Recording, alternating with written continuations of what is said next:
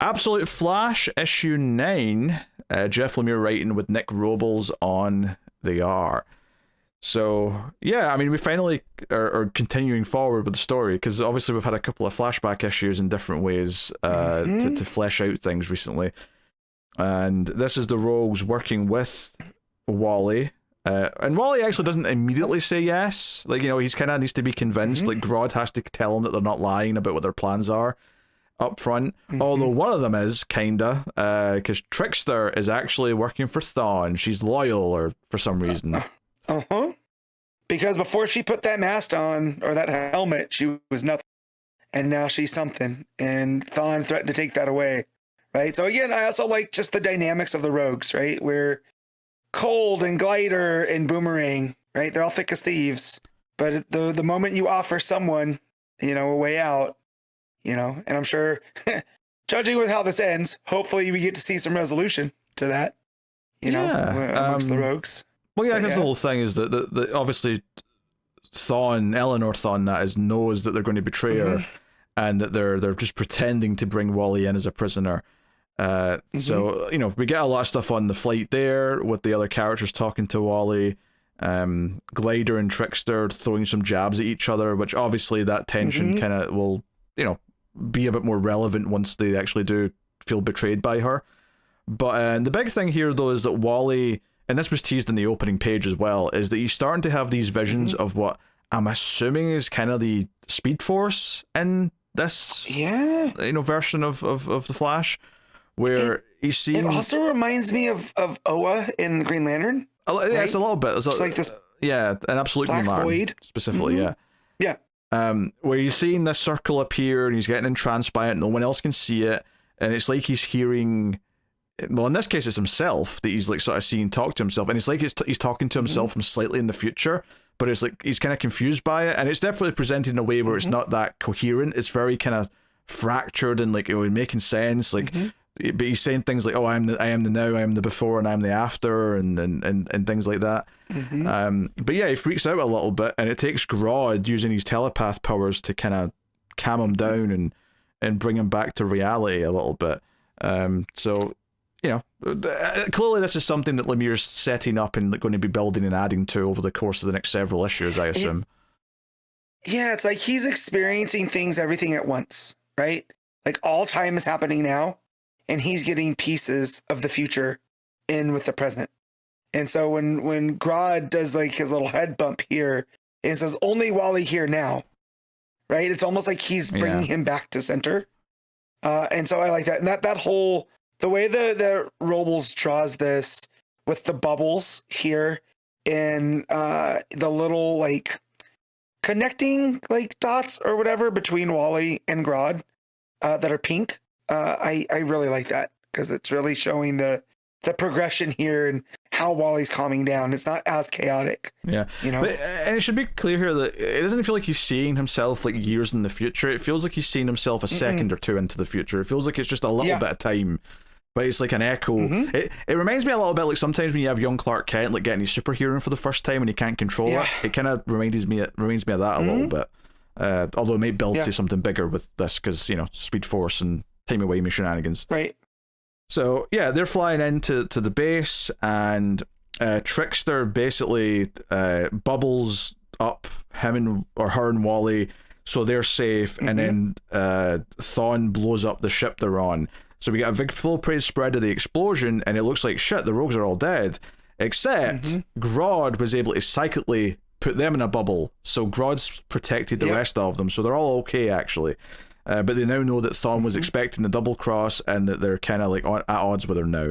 So we get a big action sequence of them falling through the sky and boomerangs, like sending out boomerangs to carry some of the others and all sorts. Wally breaks out of the bubble that Trickster's got him in. Grodd passes out from the strain of like protecting them all, but it seems like he's going to be okay.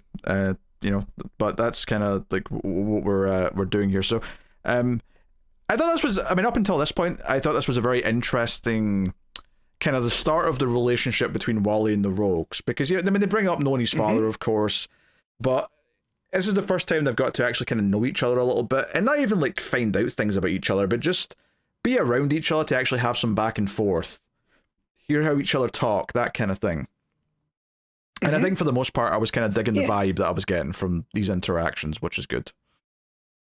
Yeah, and in the meta too, I always felt like the difference between Barry and Wally was how he deals with his villains, and that Wally, you know, went out of his way to try to befriend Cold, right?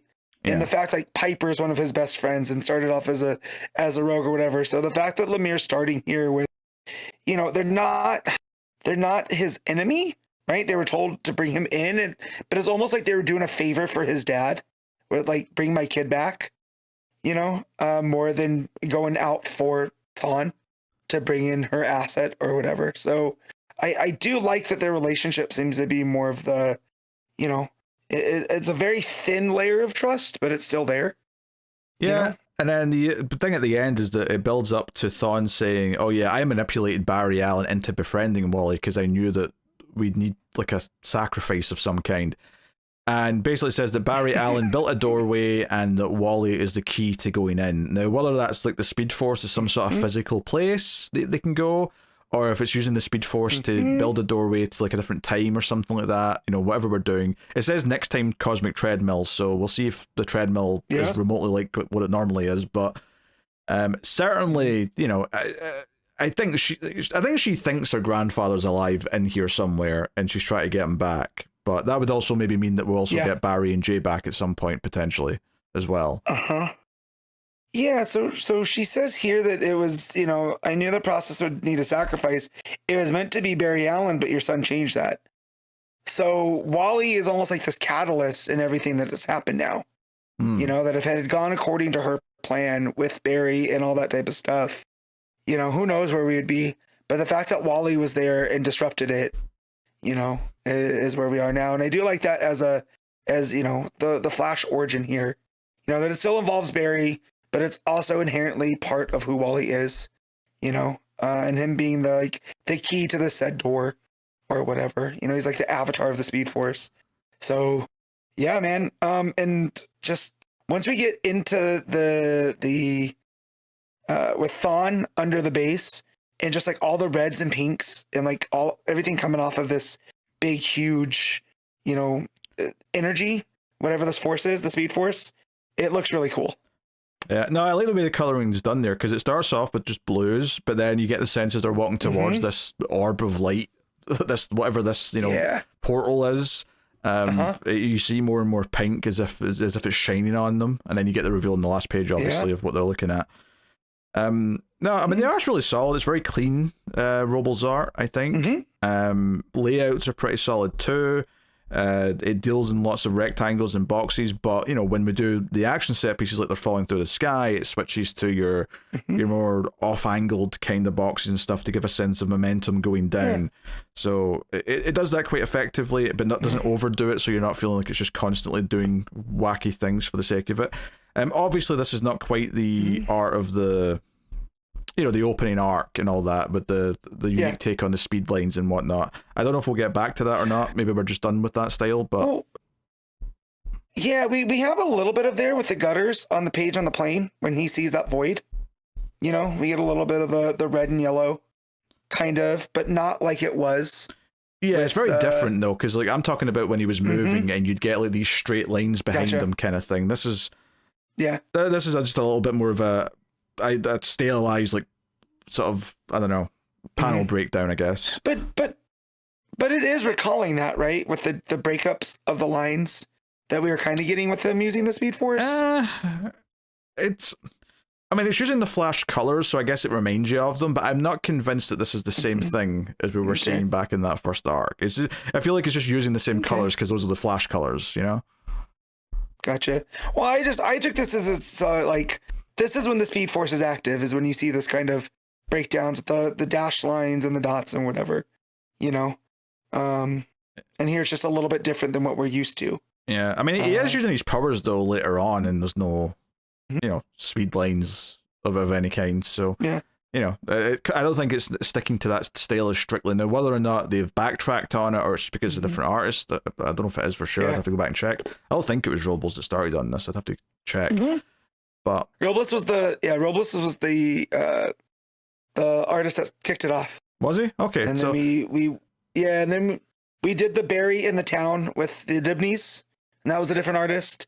And then the flashback was a different, but the other ones have been Robles. Yeah, it's interesting that they've toned that down then, and I wonder if they're trying to say it's because Wally's more stable now and he's not like as confused. But yeah, if that's the case, though, I still feel like it should still be there when he's using his powers because it felt like a very strong stylistic choice. But maybe they just decided it was too much. Maybe they regretted going so heavy on it. I don't know, but it's more of a notable change than it is like necessarily a complaint per se. Though I'm not saying it looks obviously everything looks good.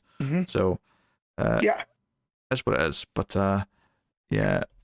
All right. Matt, what are you giving Absolute Flash? I'm gonna give this an 8.5. I will go with an 8, I think. I think it's pretty great. I'm liking the character developments and what they're teasing. So I'll go with an 8 out of 10.